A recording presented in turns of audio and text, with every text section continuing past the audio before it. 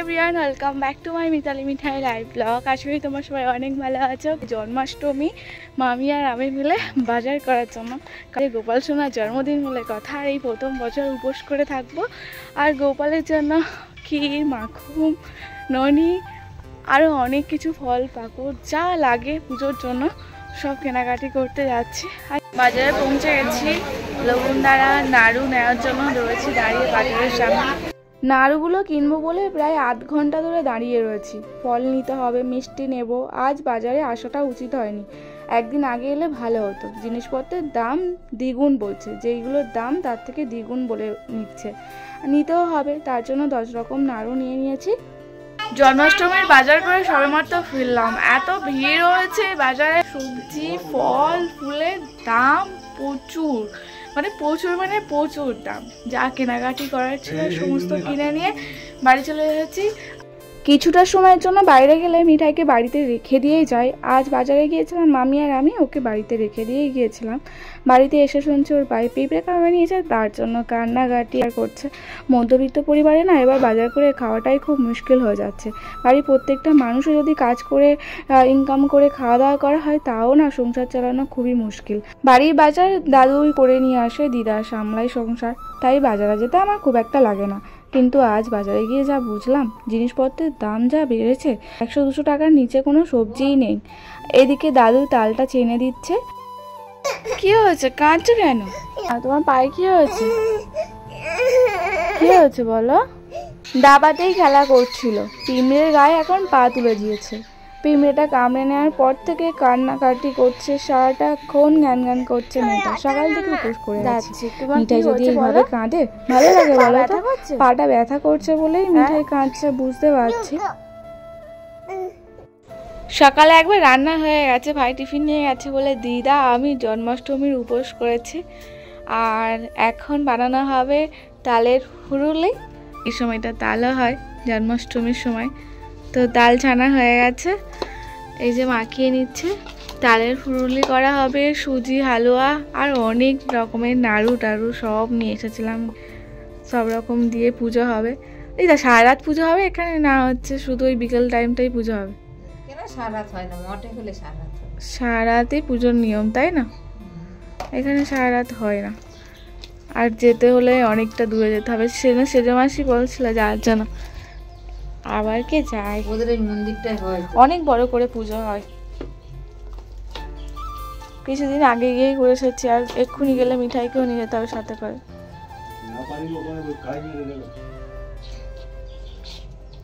তো দিদাই খাবারের জোগাড়গুলো করছে। এটা কি হবে? তেলের পিঠে। তো তেলের পিঠে হবে, এটা ফুরুলি হবে, সুজির হালুয়া হবে। কেউ বলছে কালকে রাত থেকে পড়েছে জন্মাষ্টমীর পূর্ণিমা। কাল থেকে পড়েছে না আজকে থেকে পড়েছে গো। আর অনেকে বলছে আজ সকাল 8টা থেকে পড়েছে। আমার মাসিও বললো সকাল 8টা থেকে পড়েছে। কালকে সেই সকাল, আজকে সকাল 8টা থেকে পড়েছে। ঠিকঠাক টাইম আমি ঠিক জানি না, দিদা মামিরা জানে। মামি দিদাও এখন কনফিউশন হয়ে যাচ্ছে কটা থেকে পড়েছে। যাই হোক, সারাদিন উপোস করে থাকবো। আজকে জন্মাষ্টমী, সবাইকে অনেক অনেক শুভেচ্ছা অভিনন্দন। এই প্রথম বছর আমি জন্মাষ্টমীর উপোস করছি। আজকে সারাদিন উপোস করে থাকতে হয়, সারা রাত জেগে, পুরো শিবরাত্রির মতো উপোসটা। তো এখানে সারা রাত ধরে পুজো হয় না, জানি না কীভাবে জাগবো। পুজো হলে আর সবাই মিলে একসাথে হয়তো সময় কেটে যেত। বিকাল দিকে ঠাকুরমশাই আসবে, বাড়ির সামনে একজনদের বাড়ি গোপাল রয়েছে, ওখানেই পুজো হবে। আমাদের ঠাকুরঘর হয়ে গেছে, খুব ইচ্ছা গোপালকে নিয়ে আসে আমাদের ঠাকুরঘরে, কিন্তু গোপালেরও ইচ্ছা থাকা দরকার আমাদের কাছে আসার জন্য। দেখায় যাক, সময়টা যেন খুব তাড়াতাড়ি আসে, গোপাল আমাদের কাছে, আমাদের বাড়িতে আমাদের সাথে থাকে। কি হয়েছে মা? ওষুধ দিয়েছে? ঠিক হয়েছে এবার পাটা একটু? ঠিক ব্যথা করছে না তো?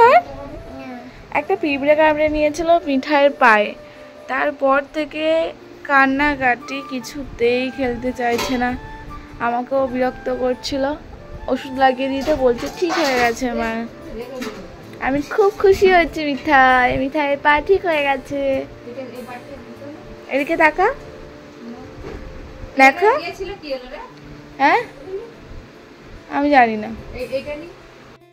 স্নান করে নিলাম, দিদা এদিকে ঠাকুরের জোগাড় করছে, অনেক রকম পিঠে বানাচ্ছে, সব বানিয়ে নেওয়া হচ্ছে। এখন ঠাকুরের ভোগ জল দেবো, বাড়িতে পুজো করব, আর বিকেল দিকে মন্দিরে গিয়ে পুজো টুজো করা হবে। আমি স্নান করে নিয়েছি, ঠাকুরের ভোগ জলটা দেবো, মিঠাইকে স্নান করাবো। এবারে সারাদিন পুজো করতে এই ঠাকুরের রান্নার জোগাড়, প্রসাদ, উপোস করে থাকলে কিভাবে সময় কেটে যায় সারাদিন। এত কান্নাকাটি করছে না মিঠাই, একটা পিঁপড়ে কামড়ে নেওয়ার পর থেকে। আমি বলেছিলাম তোমাকে খালি পায়ে হাঁটতে না, তুমি কেন বা খালি পায়ে হাঁটতে গেলে বলো? আচ্ছা চলো চান করিয়ে দেবো। হ্যাঁ হ্যাঁ চলো। উপোস করে থাকলে না সারাদিন পুজোর জোগাড় করতে করতে এই সময় কেটে যায়, কিভাবে যে দিন চলে যায় বোঝাই যায় না। মিঠাইকে স্নান করিয়ে দিয়ে এবার ওকে খাইয়ে দেবো ঠাকুরের ভোগ জলটা দিয়ে। তুমি দেবে? হ্যাঁ। আর পিঠে হচ্ছে আজ, তাই না? তালের ফুরুলি, পিঠে, লুচি, নাড়ু, অনেক রকম নাড়ু হচ্ছে, নারকেল নাড়ু, তিলের নাড়ু, মুড়ির নাড়ু, আরো অনেক কিছু।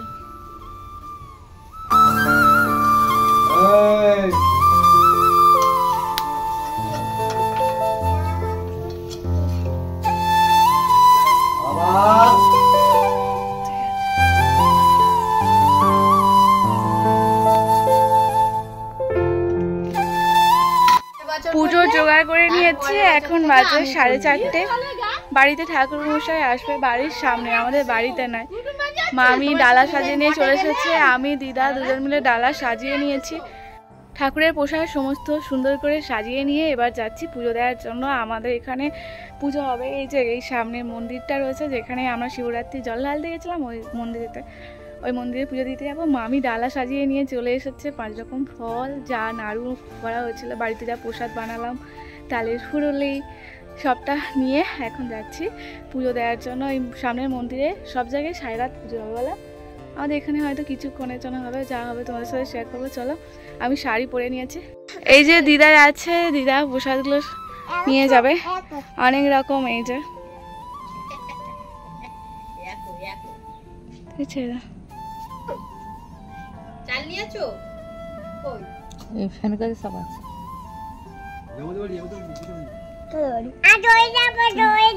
ওই তুমি যাবে, তুমি গেলে ওখানে গিয়ে তো বসবে না, এ নয় চাল আলুটা নিয়ে চলো।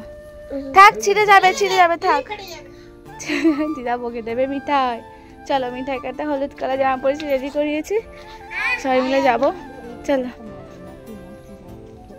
মিঠাইকে সাথে করে নিয়ে যাচ্ছি, দিদা, আমি, মিঠাই আর মামি। পুজো দিতে যাব মন্দিরের সামনের রাস্তাটায় জল উঠে গেছে কিছুটা রাস্তা। মিঠাইকে নিয়ে আবার রিপিট বাড়ির দিকে চলে যাচ্ছিলাম, ঠাকুরমশাই আসেনি বললো তার জন্য। সকাল থেকে উপোস করে আছি, আর সারা রাত জাগারও খুব ইচ্ছা ছিল, এমনটা হয়ে গেল পুজোই দিতে পারলাম না। মেয়েরা একটা সত্যিই পাবে, মানে শুভ কাজে কীভাবে যে বাধা হয়ে দাঁড়ায়, যে কোনো না যে কোনো কারণে। আমার ওরকম কোনো ইচ্ছা থাকলে, আশা থাকলে পূরণ হয় না, তো ঠিক সেরকমই হয়েছে। আজকে আমি গোপালকে পুষ্পাঞ্জলি দিতে পারলাম না গোপালের কাছে। আমার মিঠাইয়ের সময় খেলা করছে, দেখো চেয়ার এই টুলটাকে উল্টো করেছে, উল্টো করে ছোটো ছোটো দুটো পুতুল নিয়েছে, এই যে যেমন বাচ্চাদেরকে গাড়ি চড়াই নিয়ে যায় না, ঘুরতে যায়, সেরকম ভাবে এরকম খেলা করছে ও আর দাদা। পুজো দিয়ে আসা হলো, প্রায় অনেকটাই রাত হয়েছে। মিঠাই কি বলছে দেখো, দিদা প্রসাদ সবাইকে দেবে বলে তুলছে, আর ও বারবার এসে বলছে দাদাকে দাও, দাদাকে দাও প্রসাদ, দেরি হচ্ছে বলছি, তাই দিদা দিচ্ছে। ও যে কোনো খাবার বলো, যে কোনো জিনিস বলো, আগে দাদাকে দেওয়া চায়। এই যে প্রসাদ, অনেকটাই প্রায় রাত হয়েছে, দিদা তাই প্রসাদ ভাগ করে নিয়ে বাড়ির সবাইকে দেবে, আমরা যেহেতু। আর এই যে আমার মিঠাই, ও দাদাকে দেওয়ার জন্য ব্যস্ত হয়ে গেছে, তাই তো? হ্যাঁ, দাদা বসে আছে, আমি বসে আছি।